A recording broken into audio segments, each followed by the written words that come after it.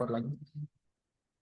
Oke, jadi kita ketemu lagi di pertemuan berikutnya untuk matriks dan operasi matriks yang inverse. Ya, kali ini kita belajar untuk inverse. Kita masuk dulu. Apa itu inverse? Apa itu matriks inverse? Matriks inverse merupakan sebarang matriks yang ukurannya yang pertama adalah bujur sangkar.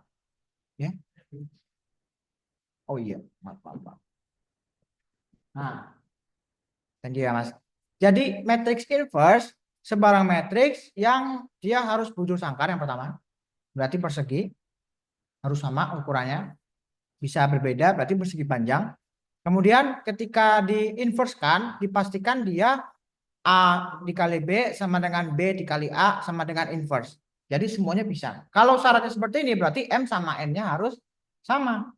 Ketika M sama N-nya berbeda, misalnya pakai matriks bujur sangkar, matriks yang persegi panjang, kan dia posisi B sama N baris sama M sama N ya, baris sama kolom itu beda jumlahnya kan. Jadi dia nggak bisa diselesaikan untuk inverse. Tapi ketika itu jumlahnya adalah M sama N-nya sama, ordo 3, ordo 2, silakan di inverse, dia pasti ketemu hasilnya. Karena tinggal permainan untuk baris sama kolomnya. Ini definisi matriks itu dia invertible I-nya atau non singular. Jadi kita harus dibalikkan. Ya, nilainya dibalikkan. -1. Notasinya pangkat -1. Kemudian cara mendapatkan pangkat A-1 bisa dengan cara adjoin atau determinan. Yang kedua bisa dengan OBE yang kita sudah latihan itu atau OKE. Kalau OKE berarti kolomnya yang diutak-atik. Kalau tadi kan barisnya yang kita utak-atik kan, mau dibalik, mau dikali, mau diapa. Kalau yang OKE ya berarti notasinya aja. Misal K1 berarti kolomnya aja yang diutak-atik tuh. Nanti dipindah ke kolom keberapa. Ya, jadi posisinya kayak gini. Berarti kalau misalnya OKE ya, ya kolom pertama mau diapain? Misalnya K1 diputar ke K3. Ya udah selesaikan aja.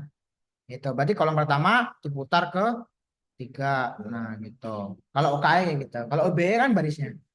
Ya, kalau oke kayak gitu. Oke. Kalau pakai adjoin.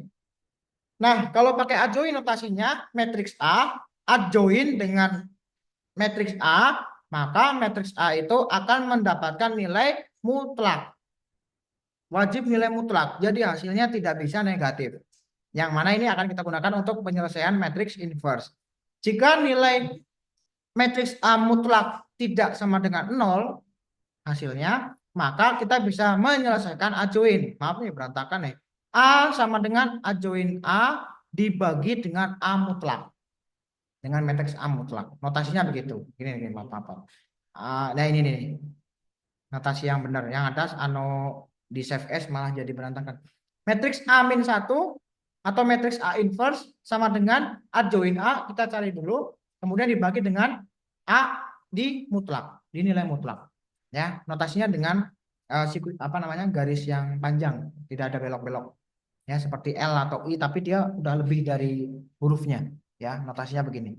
Dan juga pastikan mutlaknya itu bukan sama dengan 0. Jadi misalnya gini, kayak saya punya nilai angka mutlaknya begini, maka hasilnya 5. Kalau di sini hasilnya juga 5. Jadi mutlak itu mutlak menghilangkan, mendelete ya bahasanya, mendelete negatif ya. Mutlak itu menghapus negatifnya. Jadi kalau nilai mutlak dia angkanya min berapa, maka dia menjadi positif berapa. Karena menghilangkan nilai negatifnya. Itu mutlak begitu. Oke, kita coba cari adjoin. Caranya begini. Kita punya matriks A, B, C, D. Nih. Kemudian kita cari adjoinnya dengan cara cari masing-masing komponen dari setiap matriks ini. Kita harus punya C11, C21, C12, C21. C1, C11, C21, C12, C22. Maaf, ini 22, maaf. Luar ketika. Nah, kita punya kan A, B, C, D ya.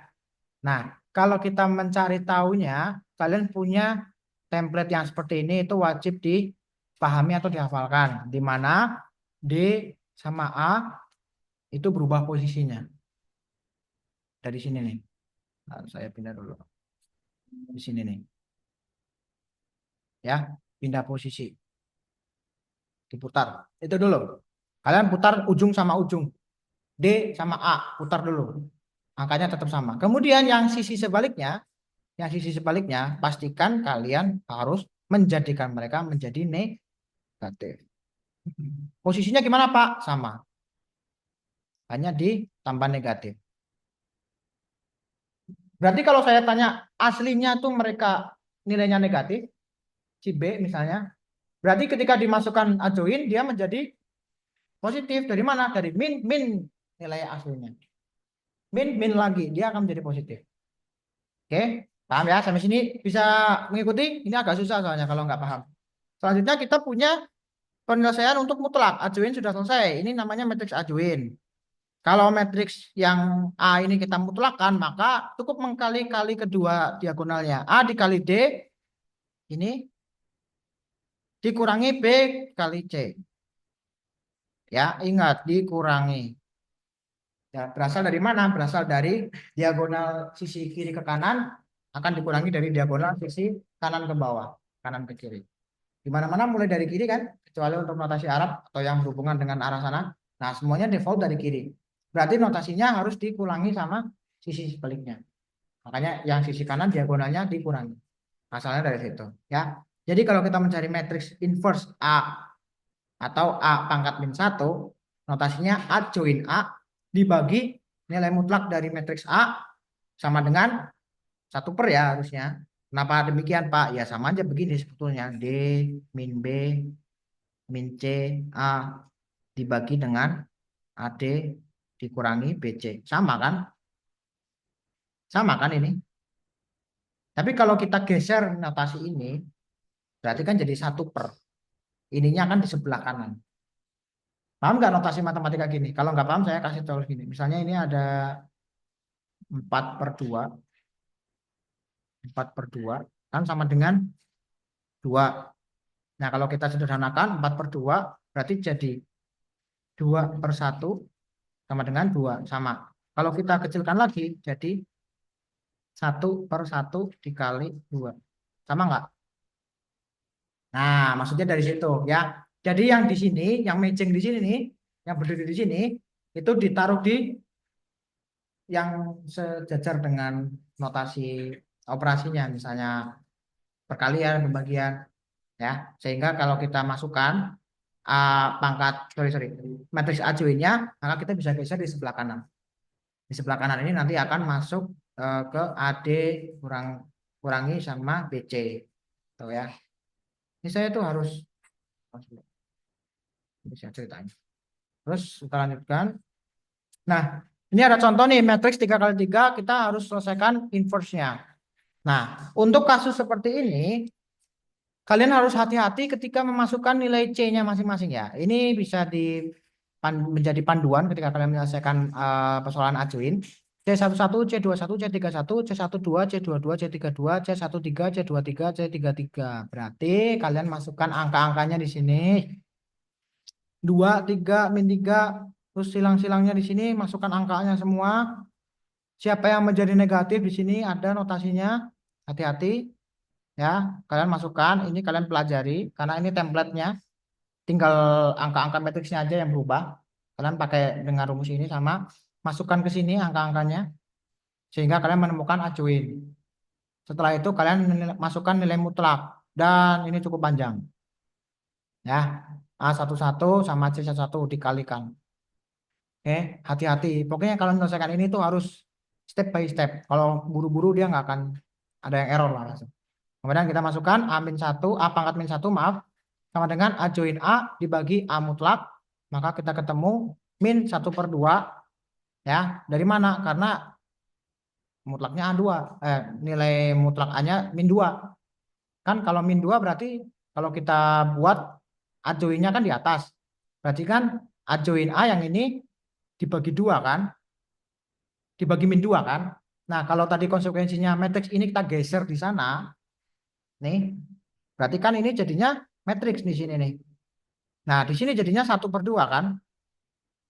1/min 2, maaf. Jadi min 1/2. Nah, di sini masukin min 1/2. Matriksnya ditulis semua, matriks ajoinnya.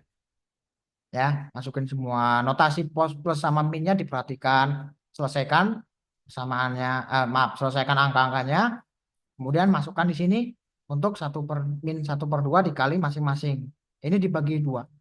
Ya, berarti kalau gitu ini tidak perlu ditulis seperti ini. Harusnya itu cuman min aja ini. Ini nggak perlu nih. Karena kita sudah masukkan ke sini. Jadi kalau seperti ini min 5 dibagi 2. Min. Berarti jadi positif. Ya kan? 5/2. Terus ini min 4 sama min 2. Berarti min 4 dibagi 2. Ini kan dikali 1 semuanya. Paham kan?